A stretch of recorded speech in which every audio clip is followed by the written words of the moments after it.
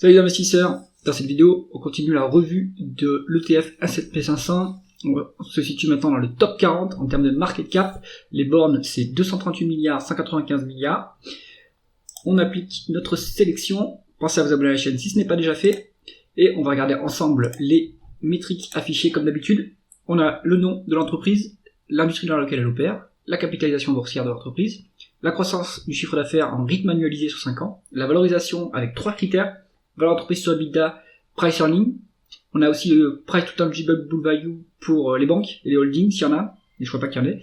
On a le rendement des capitaux investis pour les entreprises plutôt industrielles, et le rendement des fonds propres pour les banques, l'endettement de l'entreprise, le rendement du dividende, le rendement de l'actionnaire, donc ça inclut les rachats d'actions, le payout ratio du dividende, et on met le free cash flow face au bénéfice net pour voir si ce payout ratio il est en réalité correct par rapport au free cash flow, puisqu'on paye le dividende avec le free cash flow. On commence tout de suite cette sélection avec Philip Morris, le tabatier international, 234 milliards de dollars US de market cap, une croissance faible, mais c'est normal, hein, le secteur est très mature, à voir d'ailleurs si c'est que de la croissance organique ici ou s'il y a des acquisitions. Ça se paye cher, hein, toujours Philip Morris. On a un 17 en termes de valeur d'entreprise sur EBITDA, ce qui est quand même un niveau relativement élevé. Et pareil pour le PER, hein, on a 33. Donc pour moi, c'est beaucoup trop cher pour une entreprise aussi mature avec peu de croissance. Mais en face, il y a une excellente rentabilité. 26% en rendement des capitaux investis, c'est très bon. Mais il y a beaucoup de dettes également, hein, 3,2 fois la dette nette sur EBITDA, ça c'est trop pour ce type d'entreprise très mature. Donc c'est un peu dangereux. On a un rendement du dividende à 3,6% et un rendement de l'actionnaire à 3,5%. Donc il y a un peu de dilution. Ou alors il y a un peu de dilution, c'est ça. Un payout ratio qui est à 116%, ce qui est trop élevé. Si on regarde les free cash flow qui sont plus élevés que les bénéfices nets, ce payout ratio il est plus faible, il faudrait calculer. Mais je pense qu'il reste quand même en définitive trop élevé. Philip Morris, à mon avis, c'est un peu dangereux à ce niveau et surtout à ce prix-là. Plutôt à l'écart. Ensuite, on a McDonald's Corporation, le géant de la restauration rapide. Alors le business model c'est surtout de la franchise, hein, c'est pas eux qui opèrent les restaurants en direct.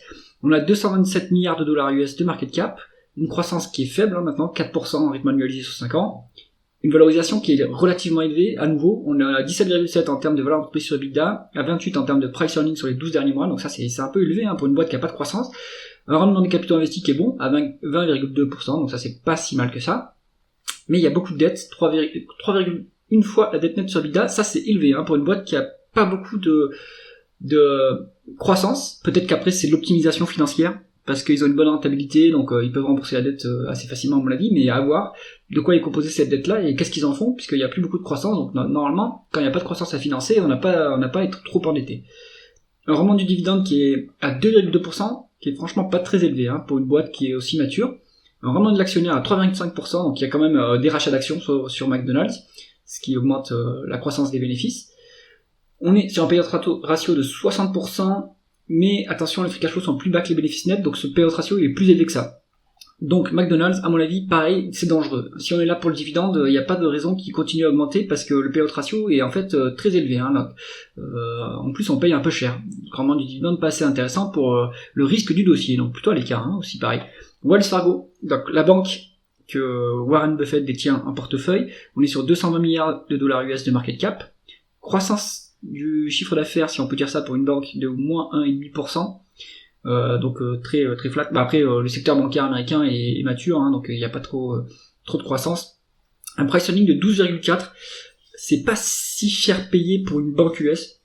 Pour une banque US, je pense que le multiple qu'on peut mettre, c'est un multiple de price earning max, ça peut être 15. En Europe, ça va être 10, hein, le price earning max. Donc pour Wells Fargo, on n'est pas si cher payé que ça quand on compare à Bank of America ou JP Morgan. Il n'y a pas de décote sur les actifs tangibles, donc la valorisation est relativement élevée à ce niveau-là. On veut une marge de sécurité sur les banques, hein, sauf si vous êtes un expert de la lecture des bilans bancaires, mais sinon on prend pas les actifs tangibles par rapport à la valeur que le management indique. On veut une marge de sécurité, donc on veut que ce ratio soit inférieur à 1. Ici c'est pas le cas, donc il n'y a pas de marge de sécurité. Rendement des fonds propres à 11%, c'est pas si mal que ça, hein, pour une banque. Rendement du dividende à 2,4%. Ça, c'est pas incroyable, mais rendement de l'actionnaire à 11,7%, ça veut dire qu'il y a des rachats massifs d'actions, le payout ratio est faible, mais attention, en fait, sur les banques, les free cash flow, ça n'a pas d'intérêt. Le payout ratio est pas si élevé que ça. finalement par rapport aux bénéfices nets, c'est-à-dire qu'on attribue aussi une bonne partie de ces bénéfices nets au rachat d'actions. Donc Wells Fargo, après moi je suis à l'écart des banques, hein, je pense pas que ce soit des dossiers intéressants. Ligne 2, le numéro 2 ou numéro 1, je sais pas, face à Air Liquide, des gaz. Donc on est sur des gaz industriels, on est sur 218 milliards de dollars US de market cap, une croissance faible maintenant, 3,2% de croissance du chiffre d'affaires en rythme annualisé sur 5 ans. Il me semble que Air Liquide a plus de croissance que ça. On se paye cher hein, sur une 2, 18 fois la valeur d'entreprise sur EBITDA, 34 fois les price earnings, donc c'est cher. On est sur un rendement des capitaux investis à 11%, donc c'est pas si fantastique que ça pour une boîte américaine. On est sur... Alors après c'est pas une boîte américaine, ligne 2, c'est une boîte suisse qui est cotée aux États-Unis, hein, si je me trompe pas. On est sur dette nette sur EBITDA de 1,3 fois. Donc c'est pas si lourd que ça en termes de bilan, ça va, pas trop dangereux ce bilan. Rendement du dividende à 1,2%, pas très élevé, mais 3,25% de rendement de l'actionnaire, donc on fait des rachats d'actions chez Ligne 2, ça c'est pas mal. Le payout ratio à mon avis il est en réalité proche de 50%, donc le dividende faut pas s'attendre à ce qu'il augmente beaucoup. Maintenant le rendement de l'actionnaire il peut être intéressant. Ligne 2 on va dire c'est plutôt une boîte, on pourrait dire qualité, mais là elle se paye trop cher à ce niveau-là. Ensuite Pepsi, le numéro 2 des boissons non alcoolisées, 214 milliards de dollars US de market cap, croissance du chiffre d'affaires en rythme annualisé sur 5 ans de 6,5, c'est pas si mal que ça, valeur d'entreprise sur EBITDA de 13,4, price earning de 22,5, là on commence à être sur des niveaux qui sont pas si cher payés pour une entreprise américaine, 18,5% de rendement des capitaux investis, bonne rentabilité. Il y a un peu de dette, hein, 2,3 fois la dette nette sur EBITDA pour une société industrielle, ça va commencer à être lourd. Donc, est-ce que le management priorise le remboursement de la dette? À vérifier. On est sur un rendement de l'actionnaire du dividende à 3,5%, un rendement de l'actionnaire à 3,8%, donc il y a des rachats d'actions. Le payout ratio est à 75%, mais les free cash flow sont plus bas que les bénéfices nets, donc ça m'étonnerait pas qu'on soit déjà à 100%. Donc ce dividende-là, il va pas beaucoup augmenter hein, chez PepsiCo.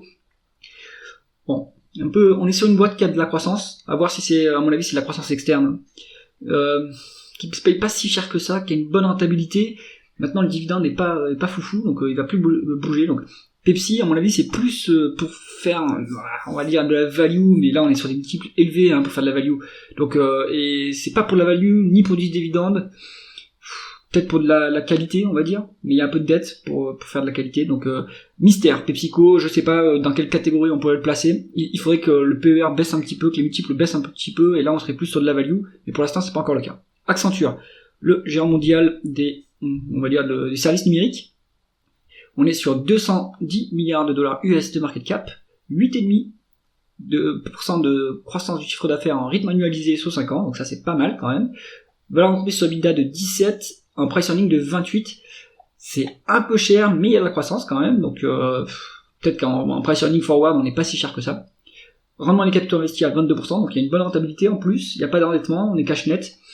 1,8% de rendement du dividende, 3% de rendement de l'actionnaire. Donc il y a des rachats d'actions, free cash flow plus élevé que les bénéfices nets, donc le payout ratio est plus faible que ce qui est indiqué ici. Accenture, moi je pense que ça peut être une bonne idée, hein, si on veut faire de la croissance à prix pas si cher payé, donc croissance à prix raisonnable, Accenture pourquoi pas. General Electric, donc là on est sur de l'industrie, market cap de 206 milliards de dollars US, alors il y a une décroissance du chiffre d'affaires en rythme annualisé sur 5 ans, et je pense que c'est surtout à cause de changement de périmètre, il y a dû avoir des cessions, donc ça à vérifier. On est sur un dossier qui se paye très cher, 22 fois la valeur d'entreprise sur EBITDA, 32 fois les price earnings, enfin 32 en termes de price earnings, rendement des capitaux investis à 17%, il n'y a pas trop de dettes sur ce dossier, le rendement du dividende est à 0,6%, donc c'est un peu faible, mais il y a beaucoup de rachats d'actions à mon avis, puisqu'on a 3,3% de rendement de l'actionnaire, en excluant la dette, le désendettement. Donc on est sur, attention, des bénéfices nets qui sont 2 fois plus élevés que les free cash flow, donc le payout ratio qui est indiqué ici, en fait on est plutôt à 30%, bon c'est pas très dangereux. General Electric, je pense que franchement il y a mieux à faire à ce prix-là, hein, c'est beaucoup trop cher hein, pour la société, pour le type de société que c'est. Thermo Fisher Scientific, on est sur une boîte qui opère dans les outils médicaux, on est sur 199 milliards de dollars US de market cap, 11% de croissance en rythme annualisé sur 5 ans, donc ça c'est vraiment bien, société de croissance. Valeur d'entreprise sur EBITDA de 20, PER de 32, bon c'est des multiples un peu élevés mais il y a de la croissance en face, hein. La rentabilité est pas si ouf que ça, peut-être qu'on n'est pas encore leader sur le marché, donc on n'arrive pas à monter à être aussi rentable, mais ça c'est pas très grave si on est en phase de conquête de marché. et qu'on augmente ses parts de marché, ce qui augmentera à terme les rentabilités. On est sur de la dette 2,2 fois la dette nette sur EBITDA, ça s'explique par le fait que la rentabilité est plus faible que la croissance, donc pour financer la croissance, il va falloir utiliser de la dette. Rendement du dividende à 0,33%, rendement de l'actionnaire à 2,3%, donc il y a des rachats d'actions, un payout ratio qui est calculé à 9%, donc c'est vraiment pas si élevé que ça, et je pense qu'après on utilise... on fait surtout les rachats d'actions, voilà, donc on a les moyens de payer ce dividende qui est pas si élevé que ça, donc on pourrait même monter le dividende et continuer à faire des rachats d'actions. Thermo-Fisher Scientific, si vous connaissez bien le marché, ça peut être intéressant si vous aimez investir dans la croissance.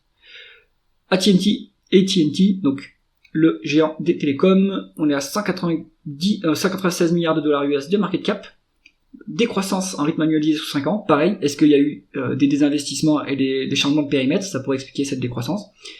Des multiples qui sont pas très élevés, 6,8 fois la dette nette, la valeur d'entreprise sur EBITDA, 18 fois le price, 18 en termes de price earning. Ça, c'est des multiples qui commencent à être sympas, surtout la valeur d'entreprise sur EBITDA à un niveau en dessous de 7, ça commence à être value, hein. Ça, c'est pas mal. Après, le PER, il est pas si bas que ça, mais peut-être qu'on a du mal à convertir l'EBITDA en bénéfices, quoi, on va dire. Peut-être qu'on fait des dépréciations. Donc, si on fait des dépréciations, fatalement, ça baisse les bénéfices, mais en fait, il faudrait regarder par rapport au free cash flow. Bon, ici, c'est pas si cher payé que ça, je pense.